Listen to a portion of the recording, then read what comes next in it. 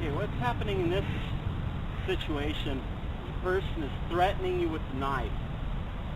They're not actually knife fighting you at this point.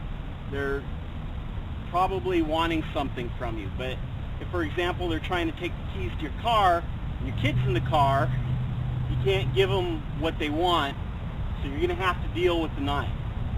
So in this situation, if you can, you want to pop right here against the wrist and against the back of the hand. And if the wrist folds, a lot of times that'll tend to pop the knife out of the hand. Now, to be nice with a partner, what you'll usually want to do is practice this with an open palm against the back of the hand. But, go ahead and grab it. If the partner is holding the knife too strong, that's not going to work.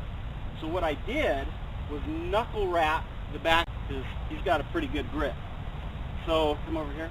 So with an assailant, an actual assailant, you want to knuckle wrap. That'll usually get the knife to release. But in case it doesn't, you want to practice an immediate follow-up. So with the partner, have them hold it strong. You're not going to knuckle wrap with your partner because you don't want them to get annoyed and not practice this with you. So what you're going to do is you're going to catch here and you're going to slap here. And when it doesn't release, hold it strong this time. When it doesn't release, you're going to pop here close to the body, holding it with your arm and pinning it to your ribs. This way it'll make it very difficult for him to get out immediately. You're going to put the palm on the side of the blade here and your fingers on the side of the blade here, because you're going to have a lot of leverage against his grip. And even with a very strong opponent, you'll usually be able to pop it out this direction. So again, you start out trying to pop it out of the hand with a knuckle wrap. Practice it just like this. If it doesn't go, your practice is to immediately follow up to here, pin it in tight, grab with your palm against this flat of the blade, fingers against this flat of the blade, and a little bit of space in between the top of the blade and your hand, because the top of the blade may be actually edged. So you want a little bit of space there when you practice. Even if you get your hand cut in a real scenario, at least you're not dead. You'll have the knife once it pops. If you absolutely can't get it to pop, you're going to step with your full body toward your opponent and step in toward him. When you do that, it's not going to kill him because there's not going to be much knife showing. If it's a very big knife, maybe, but more than likely what it's going to do is it's going to get him to push back on it. So when you push back on the knife, you're going to fall onto the elbow. So let's go back out of range a little bit so you can see what's happening here.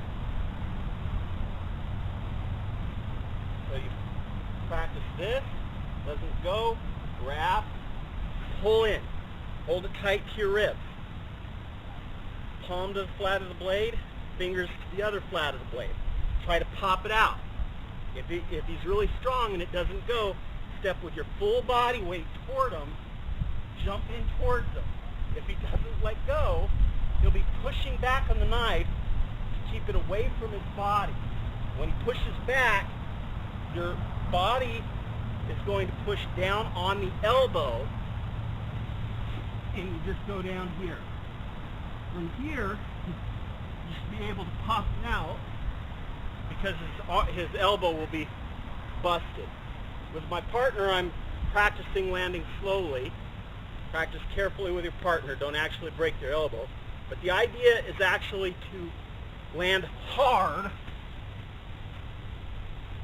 against the elbow to hyperextend the joint. Once the elbow is injured, you should be able to pop it out. If all of this goes wrong, you're down on the ground. We'd be down on the ground at this point, but I'm getting closer to show you what I'm doing. Still can't get it out. Grab the thumb, pull the thumb. Notice he's already letting go of the knife. So you're putting pressure on the thumb here, Grab and pull the thumb, pop the knife that way. Same grip. Flat of the blade, little bit of space on the top. Always practice with several reps on a regular basis so that you'll be able to do all of the movements freely and smoothly.